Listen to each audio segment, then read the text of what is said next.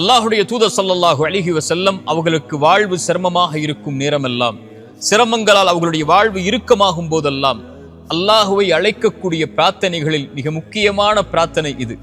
யா ஹய்யு யா கய்யூம், உயிருள்ளவனே நிலையானவனே, பிரஹ்மதிக அஸ்தகீது, உன் அருளை கொண்டு உன்னிடத்திலே உதவி தேடுகிறேன், உன் ரஹ்மத்தை கொண்டு உன்னிடத்திலே பாதுகாப்பை தேடுகிறேன் என்று அல்லாஹுடைய தூதர் ஸல்லல்லாஹு அலைஹி வஸல்லம் சொல்லுவார்கள். ஏன் அல்லாஹுடைய தூதர் தன்னுடைய சிரமமான நேரத்தில் அல்லாஹுவை அழைக்கும் போது அல் ஹை அல் கய்யூம், நீ உயிருள்ளவன் நிலையானவன் என்று அழைக்கிறார்கள் தெரியுமா? குர்ஆனில் அல்லாஹ் ரப்புல் ஆலமீன் அவனுடைய மகத்துவமிக்க வசனங்களாக பதியக்கூடிய வசனத்தில் ஒன்று ஆயத்துல் குர்சி, நாம் அறிந்தது. அந்த ஆயத்துல் குர்சியில் அல்லாஹ் அவனுடைய தன்மையில் மேன்மையான தன்மையை கொண்டுதான் அந்த வசனத்தை துவக்கம் செய்கிறான்.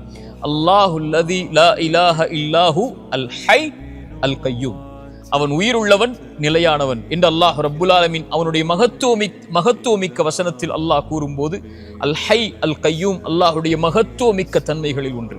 அவன் உயிருள்ளவன், அவன்தான் எல்லாவற்றிற்கும் உயிர் கொடுக்கக்கூடியவன். மரணித்ததற்கு பிறகு மீண்டும் அவன்தான் உயிர் கொடுத்து எழுப்பக்கூடியவன்.